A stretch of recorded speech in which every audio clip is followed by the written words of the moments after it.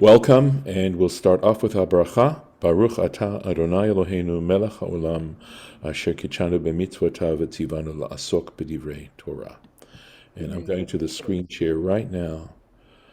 We're going to finish up the previous little section, and if you are not muted, you may want to mute because I'm hearing some echoes and stuff like that. So we had not finished Rashi on this. Then where he refuses, Jacob refuses to be comforted. Again, I need you to mute, please. Harlan. It's Thanks. Harlan. Yeah, thank you. And it says he refuses to be comforted. Excuse me one second while I put in these headphones. And of course, I have it in a tangle, which is hard to. It's going to take me a little longer to undo it. Okay, Arlen, I'm going to mute you if you can't mute yourself.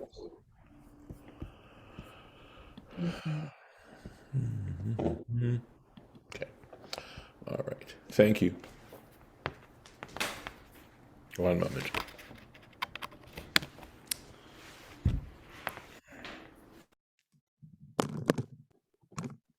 Harlan, you were muted and then you just unmuted yourself again.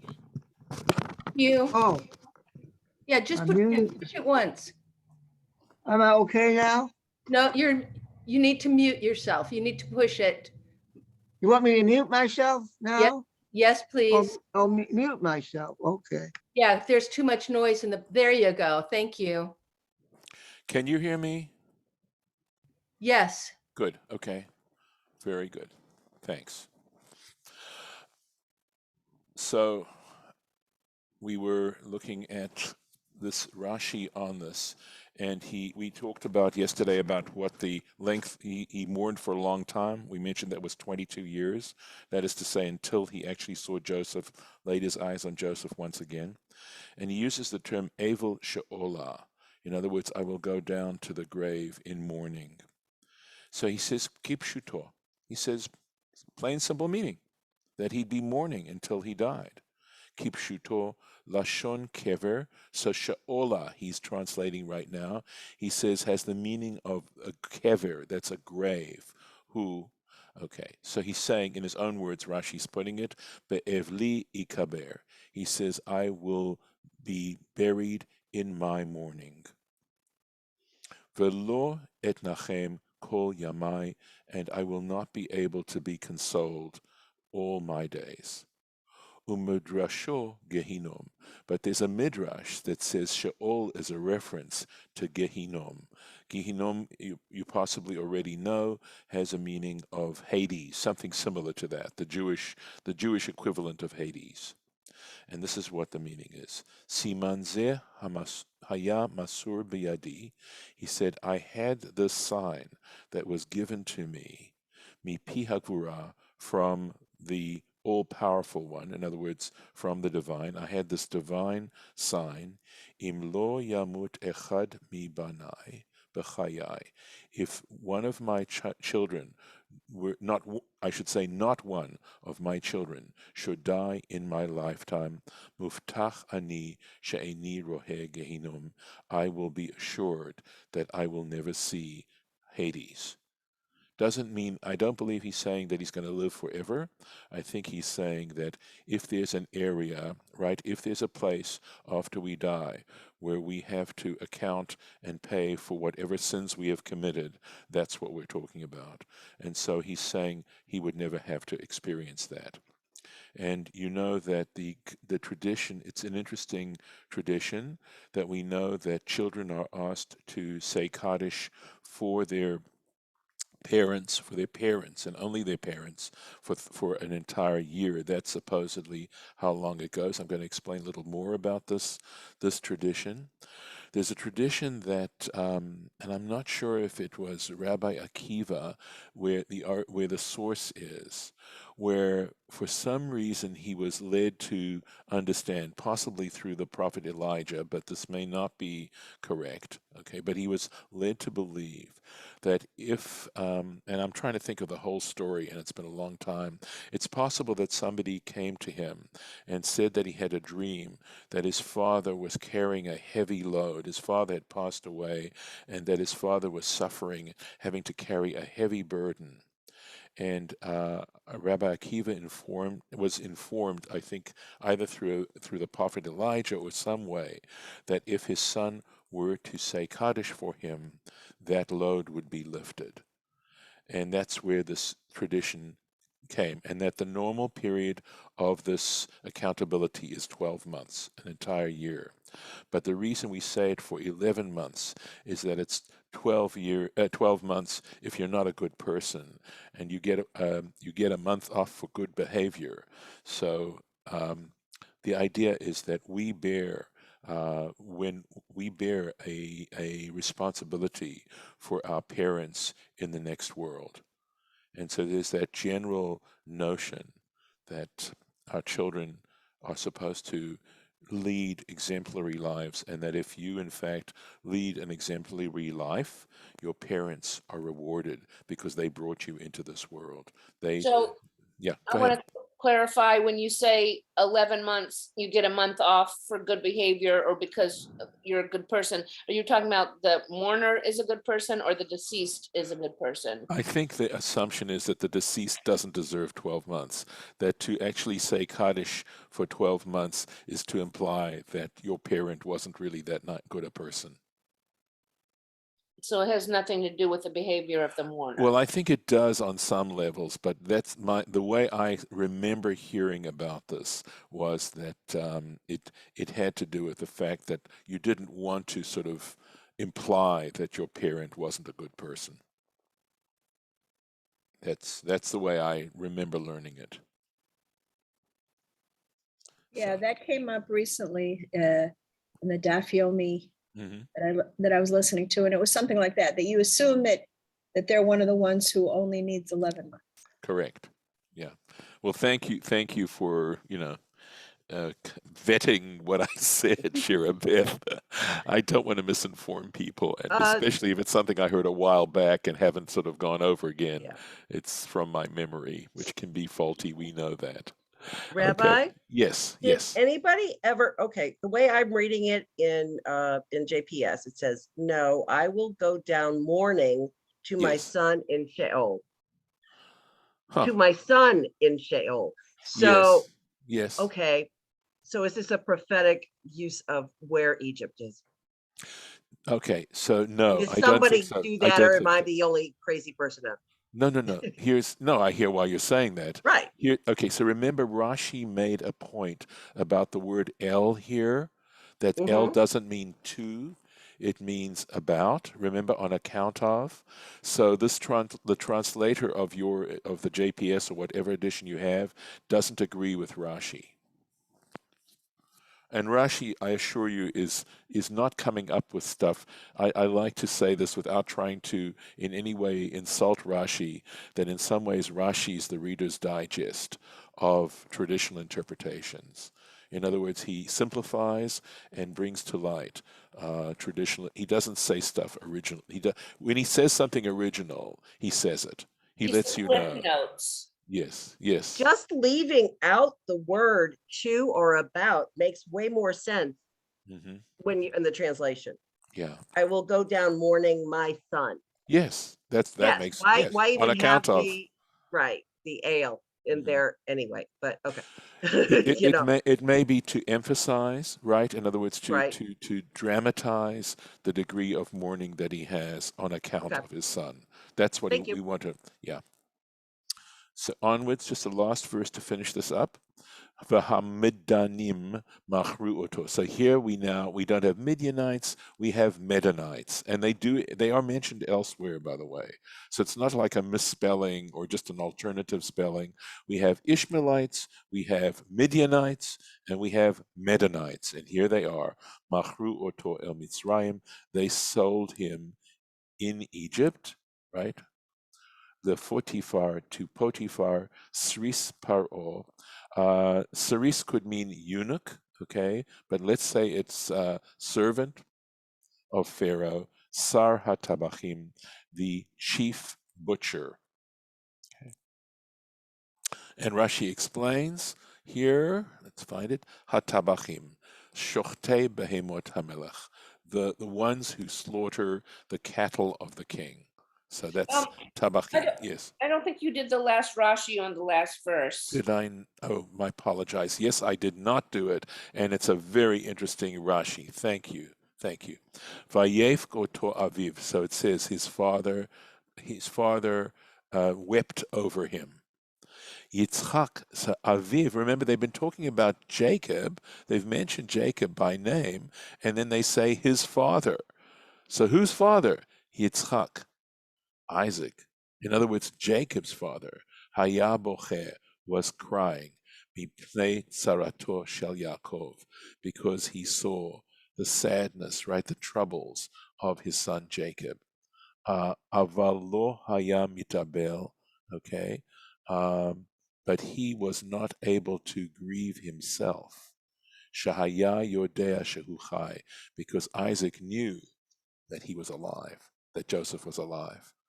Which is interesting, that so dramatizes, Isaac's place here, even though he's not mentioned explicitly. This is, I think, just part of the beauty of the traditional interpretations that sort of explore various ways in which you could understand these verses. And of course, if you do the chronology, you do realize that Isaac is alive at the time when Joseph is sold. So, thanks, Lauren. Thank you for, I would have omitted that. I didn't want to. Here we go. New subject, completely new subject. And I want to just share with you that when I was a lot younger, But you did the Rashi on the last I line. did Okay. Sarah Tabachim. Yes, Okay. we did, the butchers. Okay. So this chapter just totally cuts a break in the story. And when I was a lot younger and read this, I was sort of annoyed that we broke this incredible, lovely narrative about Joseph and his brothers and what happened to him, etc. And this seemed to have nothing to do with the story. But I will tell you that as I matured, and as hopefully matured, and as I began to understand this better, I realized how important this story is. And Rashi is going to link it to the previous story because of Judah's role in the sale of Joseph. And it becomes terribly important because we know that King David came from the tribe of Judah, and the tribe of Judah essentially became preeminent amongst the tribes.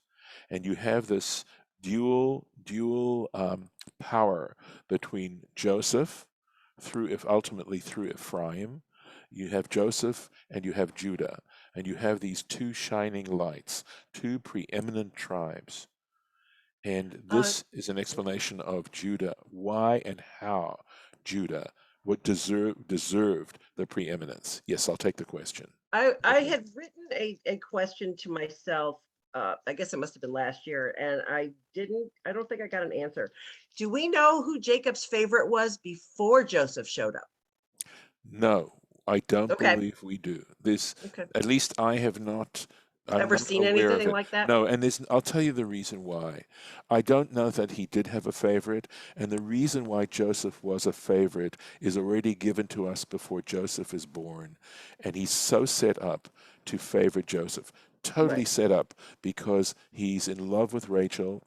As I like to say, Right. had Jacob scripted his life, how many wives would he have had? He would have had one. Okay, maybe two, but again, I'm saying if he had scripted his wife, he would have married Rachel. Period. He would have had children, all his children through Rachel. Period. And he was frustrated on every count, to the point where Rachel, before this whole story, Rachel dies, giving birth to Benjamin.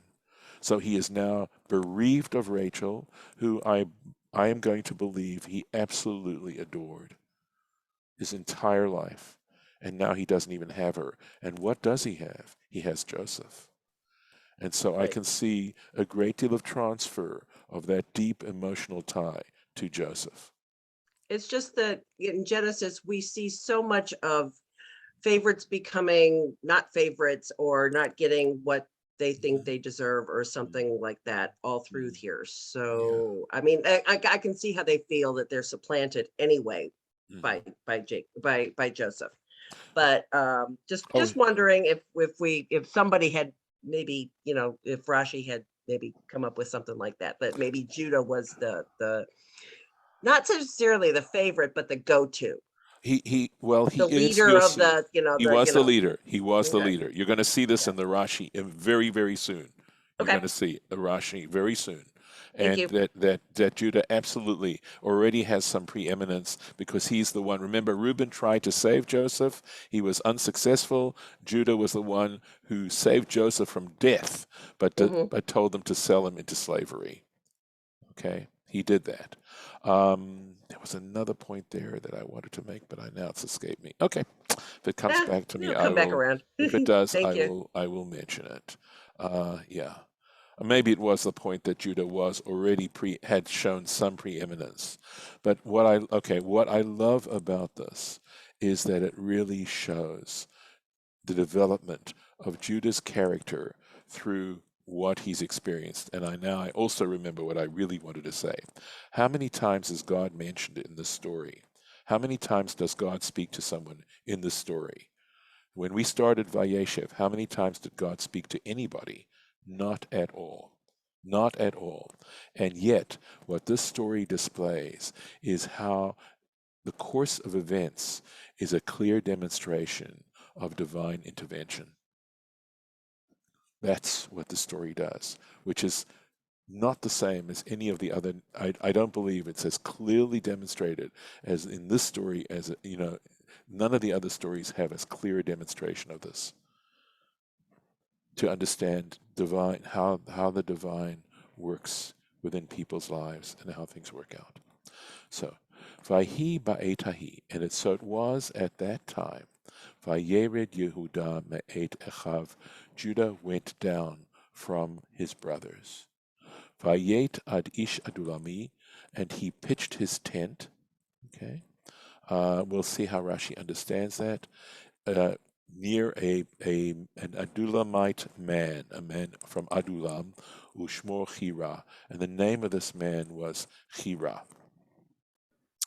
Vahi ba'etahi, and it was at this time. Lama nismecha parsha zo lakan.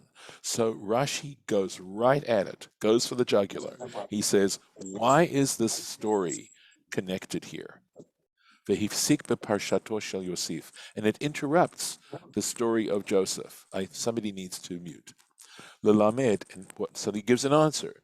Lelamed, to teach us, shehori duhu achiv, okay, that his brothers put him down. They lowered him, migdulato, from his greatness, from his preeminence. Keshera'u, when they saw, betzarat avihem, when they saw how troubled their father was. Amru, they said to Judah, Ata amarta lemochro, you told us, right, to sell him. Ilu amarta lahashivo, had you told us to return him, to bring him back, hayinu shom'im lecha, we would have listened to you. You had that much responsibility, that much authority, and you didn't do it. And I think it's very important that when the brothers actually see how this affected their father, their hearts are changed. They feel terrible, which again is such a beautiful, narrative act on the part of the story. It doesn't say it anywhere explicitly until we get to Judah's speech. But sometimes, you do something and you think you're smart and you don't anticipate the actual results. And when you see the actual results, it's at that point that you actually regret what you did. So, also, I want to point out something else that was taught to me. So notice that it says, Ba'et hahi vayered Yehuda, Judah went down. I just want you to notice something. This is part of the beauty of the narrative. I'm going to skip now to the next chapter. See if I can get to it. Yep, it's got to keep going. And I want you to see how the next chapter starts. It's a long story, right?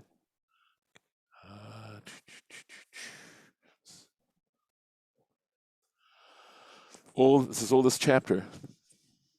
Oh, here we go. Here's the beginning of the next chapter.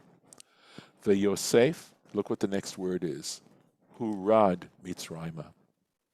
The next chapter starts with this verb yarad, went down. So we have Judah going down and Joseph who's brought down, passive voice.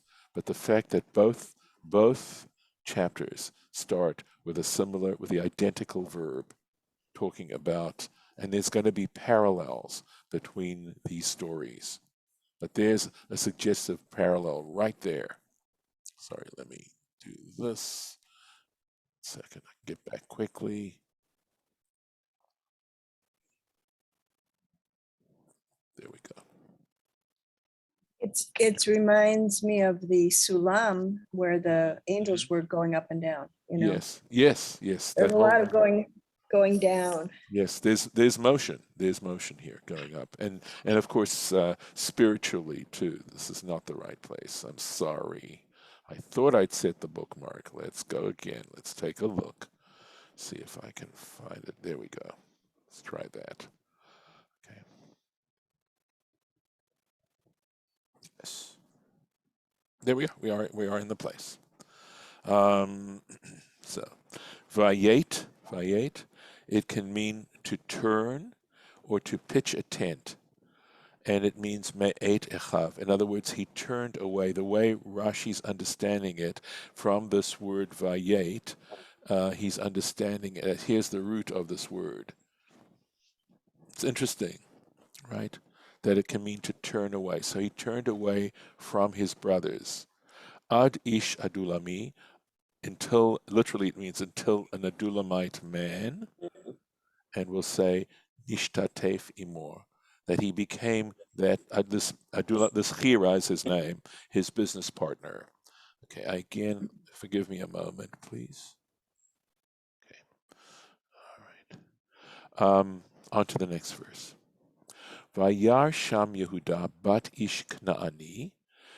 There Judah saw the daughter of a Canaanite man. That's what it's saying here. Rashi's going to explain that the word Knaani can mean something else. Ushmo Shua. The name of this Canaanite man was Shua. Vayikacheh, and Judah took this daughter, Vayavo Eleha, and he came to her, meaning he was intimate with her. Okay, so Rashi takes the word Knaani and explains that the word Knaani, it can also mean Tagra. Tagra is an Aramaic word which means merchant.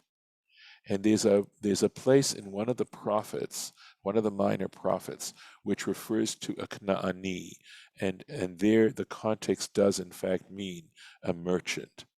So I've sort of played around with the idea of Canaanites referring to merchants, and what are the implications of that. But the idea is that, obviously we know as Harlan has pointed out, this sense of Canaanites intermingling with the Canaanites, and to what degree our ancestors went to prevent that from happening. And yet here it says explicitly that he did. Now, while Rashi is taking, and this is from Psachim, this is from the Talmud, right? On the other hand, if this is part of an explanation of what it means when it says Vayered Yehuda, this in fact would in fact support that in fact he went down, and the fact that he married a Canaanite woman. So that he didn't do something good there. Vahaya b'chaziv. Okay, sorry, this is, let's see. Okay, let's see if that's the same verse. I don't think, it's not there. Let's keep going. Vatahar vateled ben, she conceived, became pregnant, and she gave birth to a son, Vayikra et shmo Er, and he called his name Er, the name of the son, Er. Vatahar od, and she conceived once again, Vateled ben, and she again gave birth to a son, Vatikra et shmo Onan, and she called his name Onan. Now it's interesting. Vayikra means he called. This is Judah called his name Er. Vatikra means she called Onan. So I guess maybe they discussed these things and they each took turns deciding what the names were going to be. It's just sort of cute that we have that distinction. Going on. Vatosef od vateled, and once again she bore Ben, a son, Vatikra et shmo Shelah, and she called his name Shelah. Vahaya bichziv, and he was in Chaziv, belidata oto, when she bore him, when she bore the son. He was in a place called Chaziv. Now these names, as Rashi is going to pull out, this is just sort of a misprint here because it doesn't say this here at any rate. So it says Vahaya bechaziv, right? He was in Kaziv. And Rashi says simply Shem Hamakom. That was the name of the place. Va'omer ani. Okay, so now Rashi's giving us his own opinion, right? But I say, Al Shem Shepaska Miledet. The reason is that she ceased bearing. Nikra Kaziv. It's called Kaziv. So there's some additional layer here to the fact that it says he was in Kaziv, meaning he was in a place where she stopped bearing, she stopped conceiving. And the word Kaziv means false, as in untrustworthy, not that she was untrustworthy, but her ability to conceive became false. So he gives an example, Lashon Yirmiyahu Tetvav, Jeremiah chapter 15, Hayo tiyeh li kamo achsav. You shall certainly be to me as one who is false. And then Isaiah, Ashor lo yichzavu yamav, it says, which have never played false ever, all their days. The imlokein. Okay, and Rashi argues, right? He says, because if this is not the case, ma ba lahodianu, what is the use of this particular, what's it coming to tell us?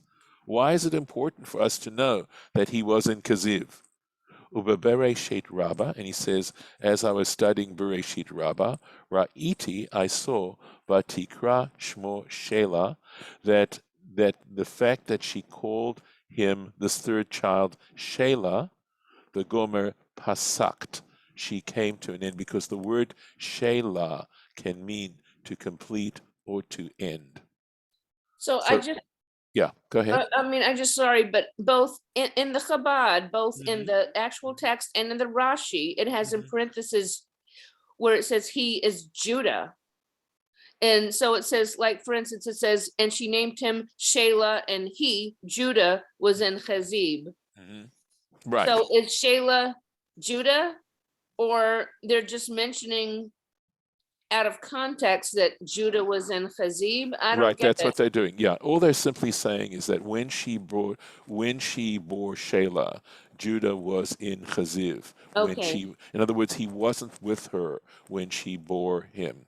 And again, that could also mean that the fact that he wasn't present when she actually gave birth was a sort of playing false.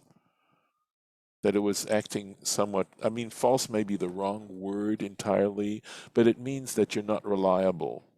Can I just add that Yes, please. I don't know how ancient this use is, but in modern Hebrew, they talk about a nachal eitan and a nachal achziv. Yes, unreliable. Well, what it literally means is a nachal achziv is one that does not flow in the summer. It flows only during the winter. A nachal eitan flows it's a river that flows all year round. Right, but so it's intermittent and it stops in some seasons. And of course, in nowadays in modern Hebrew also, we talk, the Hebrew word for disappointment is achzava. Right. So that's absolutely. And thank you. No, I think that's really helpful. So I think unreliable is a good word here. So when someone's unreliable, how do you feel about when you were relying on them and they turned out to be unreliable? How do you feel? You're disappointed. So I think there's a connection. It sort of gives you the emotional value of this. And it is after 8 o'clock. So we will have to stop here. To be continued. Let me put in the place. Okay, so we're at verse 6, and that's where we'll put the marking. Thank you. And I appreciate the fact that the marking showed up right there. And I'm going to set the bookmark there too. Sorry, it's Judith. I can't Yes, stay. Judith, no I problem. can't stay to daven today or tomorrow, so I look Okay. forward to seeing you guys for Talmud tomorrow. I mean, for Rashi tomorrow. Thank you. Yes, we will do. Okay, take care, everyone. Thanks. Okay, I'm going to stop the recording, stop the share. And we have yet another unnamed female wife that's really important